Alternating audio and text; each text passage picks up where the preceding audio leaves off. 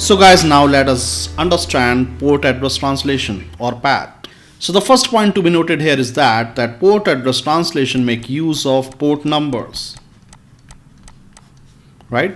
Besides IP address, it also make use of port numbers.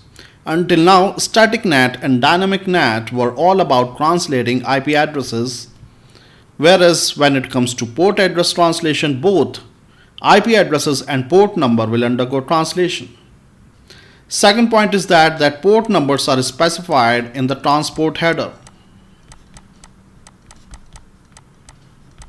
right? So we have a very famous two types of transport header which is used in almost all type of communication. The first is UDP header and the second is TCP header. In both of these header or in both of these transport protocol, there is a provision to specify source port number and destination port number. So this is pretty much basics. So it indirectly means that port address translation can be implemented only with UDP traffic and TCP traffic. Alright. Until now we have been doing our lab and we have been witnessing the translation and untranslation happening using ping.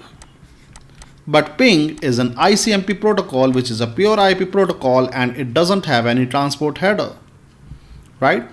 So in order to do the lab in which port address translation has to be exercised, we just can't use ping anymore. We have to use the real TCP or UDP traffic between the two communicating parties in order to see the port address translation happening. So now coming to the port address translation.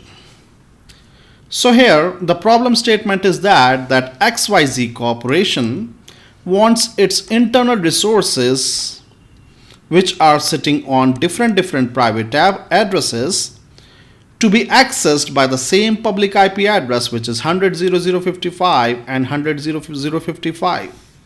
100.0.055 is one of the public IP addresses which XYZ Corporation has purchased, right? So XYZ Corporation can have tens of servers sitting inside its private network, and XYZ Corporation wants all of its internal resources to be accessed by the external public using the same public IP address. So how can it be made possible?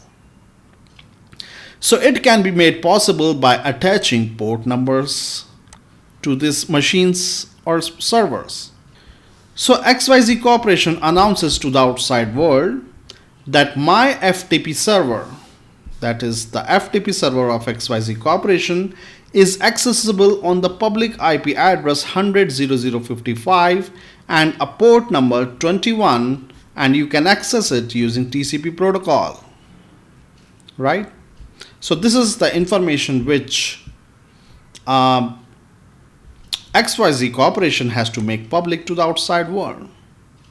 Similarly, XYZ Corporation has announced to the outside world that its web server is accessible at the public IP address 100.0.055 but at port number 80 using TCP protocol. Alright. So let's say this is an external user 128.0.0.1 and he wants to access the web server of XYZ Corporation, right? So he generates a TCP packet, right? So this is a TCP packet in which source IP address is the IP address of this machine itself, which is 128.0.0.1, and some random port number which is generated by the external user randomly. So this I have chosen as 181, which is just a random port number. Then he wants to access the web server, and as per the announcement by XYZ Corporation, he is filling the destination IP address in the IP header of the packet with the IP address equal to 100.0.0.55 and the port number 80, and the transport header is of the type TCP.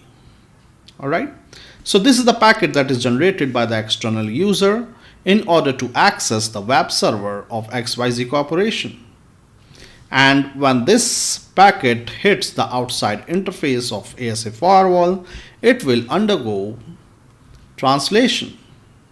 And you can see the translation is such that the destination IP address will undergo a change. It will change from public IP address 100.0.0.55 to the IP address on which the web server is actually running. So it will translate from 100.0.0.55 to internal IP address 10.0.0.10. Alright, and now the routing infrastructure of XYZ Corporation will take care to route this packet to reach the web server. Alright, so here the thing to catch here is that as soon as ASA firewall see the destination port number in the packet is 80 and the destination IP address in the packet is 100.0.0.55, it decides to change the IP address of the packet from 100.0.0.55 to 10.0.0.10. So you can also say that here port translation is that if destination port is 80 and destination IP is 100.0.0.55, then change destination IP equal to 10.0.0.10, and there is no need to change any port number. So this is the port translation rule. Similarly, if the external user want to access the FTP server, so the IP packet that will be generated by the external user, let's say the external user is this one this time, and he wants to access the FTP server. So the source IP address and source port number would be 129.0.0.1.